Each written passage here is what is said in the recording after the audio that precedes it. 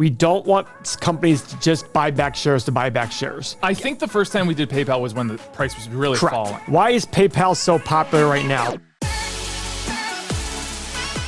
All right, guys, very popular stock on our channel, PayPal. It is one of the most searched stocks within our community, because if you click on our community, it'll tell you the most common search stocks. But also when we look at our data, PayPal is up there. Now, why is PayPal so popular right now? Let's take a look. Mosafine, can you guess why PayPal is so popular right now? Big fall. Big fall down from earnings. Look at this. Actually, big fall from 2021. In 1 week, it's down 18%. 1 month, 20%. Yeah. All-time high, July 26, 2021, $310 a share. Guys, I don't know if we did PayPal back then, but I please encourage you after this video is done, go back and look at our PayPal analysis. We did it back then because I guarantee we said we are not touching it at $300 a share. Mo, do you remember? No, I don't remember. I don't remember the first time we did PayPal. I think the first time we did PayPal was when the price was really falling. That's what I say. I think you're right on that one. Also, question. Was it disruptive in 2021 and no longer is? Is that how that works? For those of you who are new to the channel, we make fun of Cathie Wood for saying that she only invests in disruption, and that's why her investments are down. Her ARK investments are down 80%. And I want everybody to remember, same with Peter Lynch. Do you remember Peter Lynch always said, yeah, I did 28% a year, but my average investor did way worse because they bought when I was up and they sold when I was down. Same with Cathie Wood, same with everything. Bitcoin. Bitcoin's up a lot still, but most people are down. What are you laughing about, Big Shot? I'm looking at the revenue and profit from 2021 to now. It's gotten better, and we're down at these levels. I know. Like Mo said, look at revenue. Yeah. Look at profit. I mean, it's a lot different situation. And the funny thing is, if you look at now, actually, the profit's not up a ton. No, more. It's not. But if you compare it to 2019, 2018, it's up. Yep. It's just coming down off the ridiculous highs. Now remember, PayPal owns Venmo. Venmo, yeah. Okay, so very popular. I love PayPal, and I think, Mo and I have differed on this point. I think PayPal has a very strong moat in terms of financially, people feeling very comfortable paying with, and he agrees with paying with PayPal. Whenever I want to protect myself in a payment, I always go to PayPal. I always want to pay with PayPal. Whenever somebody's buying something from me and they want to protect themselves, I say, pay on PayPal. I don't care. Because to me, I look at it going, protect yourself. More power to you. So before we look further into it, actually, let's look a little bit into it. Yeah, let's look in a little bit. $70 billion market cap. My guess is a lot of this $116 billion, the difference between this is debt. Probably the money being held in their accounts that they owe to other people, etc. Very high enterprise value to earnings. I do think it's more like operating like in terms of holding like a bank, but they make their fees from charging transactions. Gross margin of 50%.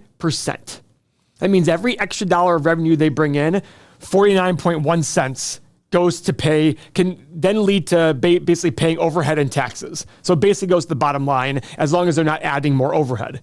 And a bottom line 5-year margin of 14% and a 1-year margin of 10. So their 1-year margin is lower, okay? Yeah. No dividends. Pretty good return on invested capital. Not great. Not bad. But not great, not bad. It's a growing company, and growing companies' return on invested capital tend to be a little bit lower.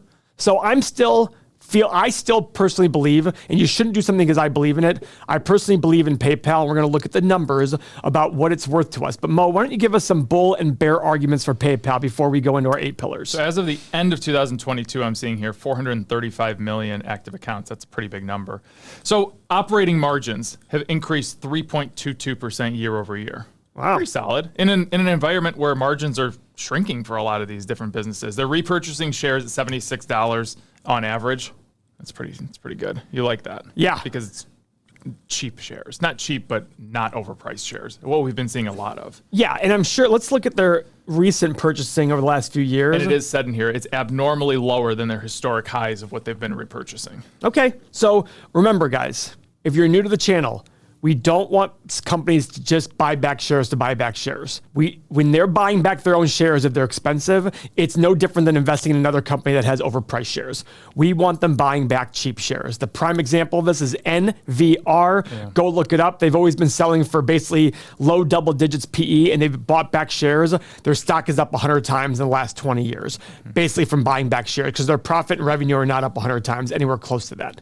So just remember that.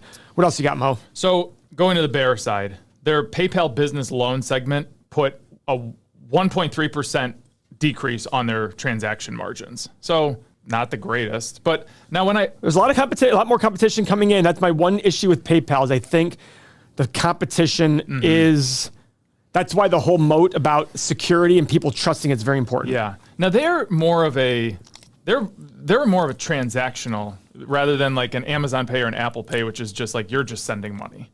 It's not so like they do stuff on the back end where they do transactions, right? I don't know what you mean by that. Like trying to figure out how to say this. They're not in the same category as an Apple Pay, an Amazon Pay, even a Venmo, like the PayPal side of it. So that's where I see them having the competitive advantage. Am I making sense with this? No. You're not understanding? No. I think long term, PayPal's advantage is they're trying to make things cheaper and safer. We've talked about this before. Anytime we want to order something overseas, Do it on PayPal. I do anything on PayPal as long as I have if I'm given the option, I usually go to PayPal. Right. It's so easy. I set up my credit cards, set up my bank accounts, immediately pulls. Venmo is incredible. I literally just transfer money to somebody. So easy. Yeah. Whenever people, hey Mo, you owe me $47, I get Venmoed $47. Done. Yeah. So those are the issues. Those are the benefits that PayPal has. Let's look at their cash flow real quick. So look at this cash flow growth. You know, they did peak right here. So it is kind of lower. However, we got to figure out, is this a long-term trend? Is this a temporary thing? Because you remember, look back at their profit margin. Their profit margin is down a lot from their 5-year average, okay? Now, COVID probably jumped up a lot of their transactions because a lot of people are buying online. So I'm sure that was helping them out a lot. But let's check out the 8 pillars if they even have all the, oh wow, I didn't realize that. Look at that, Mo. I know, it looks pretty good. The only X is cash flow growth. Right. By the way, I like the fact that their 5-year price of free cash flow is lower than their PE. And you will see that. If you go look, and by the way, if you have our software, don't forget, you can customize your pillars to have up to 12 pillars, not just 8. And there's like 4 quadrillion different variations. But here's one thing I want to show in their stock analyzer tool because it'll show this. Look at their free cash flow margin versus their profit margin. Significantly higher. We love seeing when the free cash flow is much higher than the profit margin. That's wonderful to us. Now, before we get to stock analyzer tool, let's look at analyst estimates. What are analysts predicting? Oh, wow. Big numbers. Big growth. Yeah. $5 a share this year, okay? And the current price is what, 62 bucks? 62, yeah. That's roughly 12 times earnings. And then $8 a share in 2026. Now remember, guys, just because analysts are saying it doesn't mean it's correct. They have the same biases we all do. They have career risk, which is far worse than the biases that we have, right? Yeah. So just keep that in mind. And let's look at revenue growth. Same kind of revenue growth, essentially low double digits, but have revenue growth there. Now, the question is, can you buy PayPal for a reasonable price? I would be surprised if PayPal wasn't around in 10 years in the sense of, apart from being bought out, Right. if they were was shut down or if they went bankrupt. I'd be very surprised by that. Yeah, me too. Doesn't mean it wouldn't happen. I don't know what the business will look like in 10 years, but I would imagine they would be around. And the big thing for them is they made foreign transactions a lot easier and safer. Where are you going to see most of the growth in this world economy? Foreign transactions. Yeah. Much more in terms of overseas. Yes, correct. We're still a consumer society that relies on overseas. I think that helps them for a tailwind. Now, as you can see, guys, I'm not getting in the nitty-gritty. That's not my goal. My goal is to find great companies that I can buy for reasonable prices. Okay? The question is, what is that reasonable price for PayPal today? So let's take a look at this. But remember, guys, if you like this software, we're going to do the stock analyzer tool. This was used 1.3 million times last year. The software is only $7 for 7 days. Try it out. You get everything you've seen so far, including all of our extra tools right here.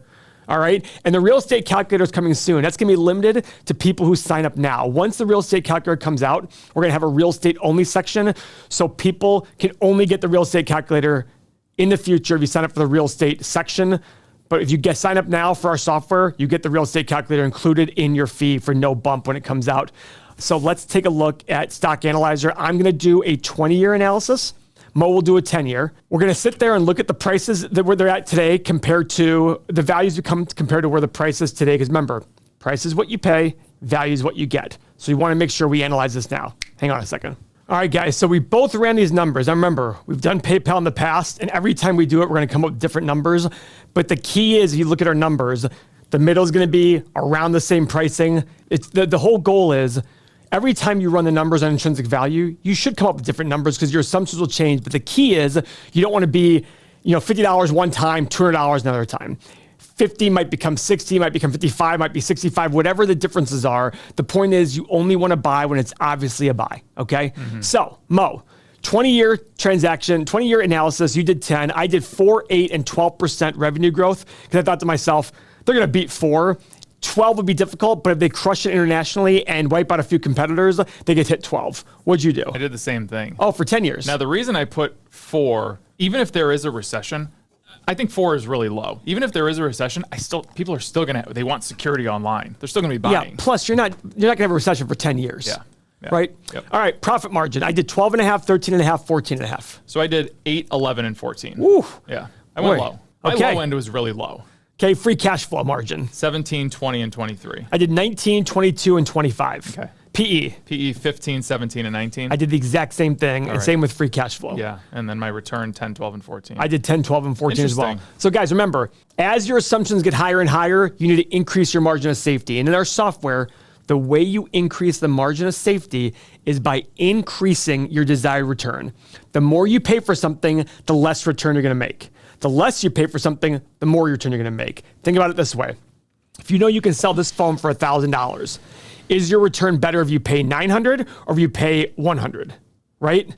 That's the point. As price goes up, return goes down. They work inversely.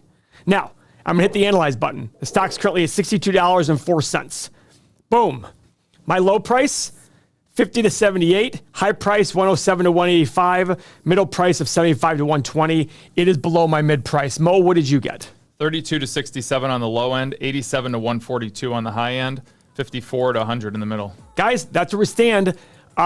Check it out. $7 for 7 days, everythingmoney.com. You get all the software. Don't be adult. $1 per day. Thank you very much for your time.